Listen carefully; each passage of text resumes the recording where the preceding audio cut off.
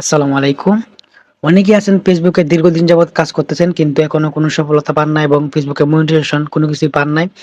তো আপনারা কেন মনিটাইজেশন পান নাই এবং কি করলে আপনারা মনিটাইজেশন পাবেন দ্রুত আজকে এই ভিডিওর মাধ্যমে আমি আপনাদেরকে দেখিয়ে দিব এবং শিখিয়ে দিব। তো এটা করার জন্য আপনারা সর্বপ্রথম আপনাদের ফেসবুক অ্যাকাউন্টটা চেক দিবেন যে কোনো রিপোর্ট আছে কিনা বা কোনো গাইডলাইন আছে কিনা। কিভাবে চেক দিবেন আমি আজকে এই ভিডিওতে দেখিয়ে দিব।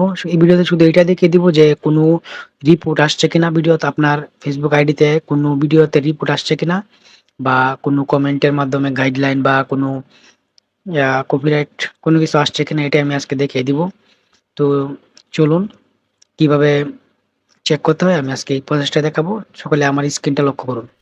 তো গাইস চলে আসলাম মোবাইল স্ক্রিনে, চলে গেলাম ফেসবুকে। তারপর আপনারা ফেসবুকে আসার পর এখানে কোনায় প্রোফাইল আইকন দেখতে পাবেন, এখানে চাপ দিবেন। দেন আমি এখানে চাপ দিলাম, তো আপনারা এখানে চাপ দিবেন। চাপ দেওয়ার পর একটু স্ক্রল ডাউন করে নিচে যাবেন, নিচে গিয়ে সেটিং এ চাপ দিবেন।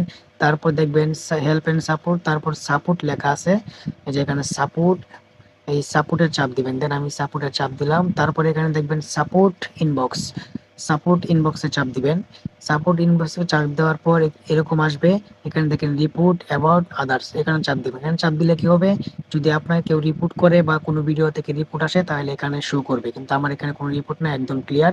তারপর ইউর অ্যালার্ট, ইউর অ্যালার্টস, এটা হচ্ছে কোনো কমেন্টের মধ্যে গাইডলাইন বা কোনো কমেন্টে বাজে কমেন্ট করলে এখানে শো করবে। তো আমারটা কোনো কিছুই নাই, আমারটা একদম ফ্রেশ আছে।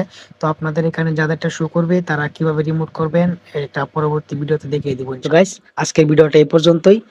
তো আপনারা পরবর্তী ভিডিও কি বিষয়ে ভিডিও চান তা অবশ্যই কমেন্ট করে যাবেন। আমি যথাসম্ভব আমি চেষ্টা করব এই ধরনের ভিডিও দেওয়ার জন্য।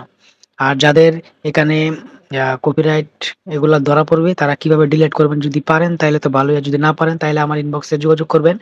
আমি দেখিয়ে দিব, শিখিয়ে দিব ইনশাল্লাহ। ধন্যবাদ সবাইকে, ভালো থাকবেন।